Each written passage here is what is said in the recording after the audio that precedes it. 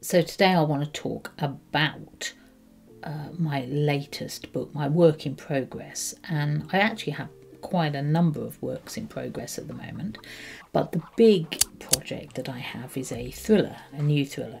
I haven't actually settled to write more of it than a few pages. I think I've written about the first 3,000 or 4,000 words, and then I kind of stalled, not because I had block or anything, but because I had a few other things that I had to do to a deadline.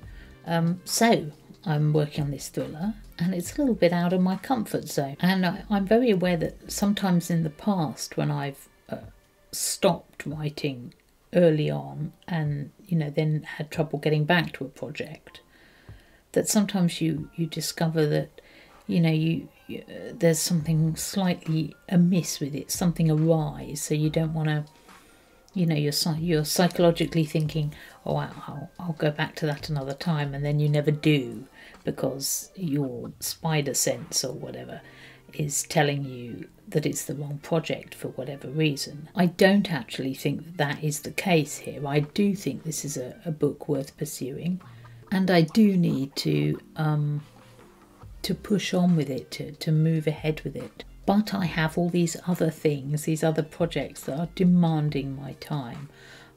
For instance, this last week I've been working on a radio play, only a short play, but it took several days of concentrated effort to get it to a pitch where I felt it was strong enough to send out.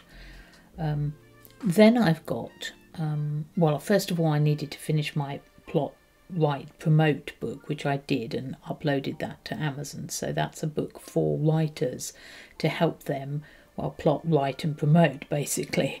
And I also have a Regency romance to write as Elizabeth Moss, which is one of my other names. I have like 7 or 8 names going. I've had this sequel to my first Regency House novella pending for a very long time, and I really have to get it uploaded in the next few weeks, so that also has been a priority. So the key thing about this thriller is that when I've written thrillers in the past, they've always felt like a bit of a slow burn up to a huge climax, sometimes quite an astonishing reveal late on in the book. And I wanted to do something different. I didn't want another slow burn start. I wanted to do, I wanted to launch in there with something shocking and, exciting. So I actually start this book with a death, a murder. It is a murder. I don't want to give too much away because it would be a spoiler, but it's very exciting, and you don't know who done it, and the key character doesn't know who done it, and it's really quite gruesome, actually. It's quite a gruesome start to a thriller, so I guess I'm hoping that it was not all downhill from there on in.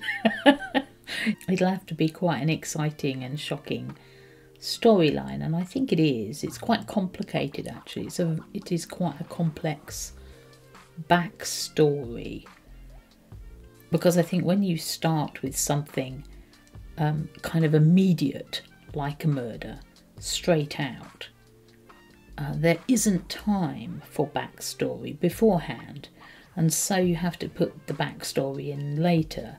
And this is quite complicated backstory, and in fact we don't find out all of it until, as usual with me, quite late on in the book. So I'm hoping, I have a vision for the story. I feel it, its trajectory, and I just hope that when I finish writing it, somebody's actually going to want to buy it, a publisher, that is. And if I can't get a publisher for whatever reason, because, people sometimes say, oh, it's not exactly like all your other books and therefore we don't want it. And that's one of the issues that writers face. They get kind of boxed in, and you say, well, I'd like to do this in my next book, and then the publisher will say, well, yeah, but people don't want that. They want your signature book. They want you to do X, Y, Z, not ABC or whatever. So if I do have to self-publish at the end of this, I'm hoping there will be a strong readership for this story. So fingers crossed.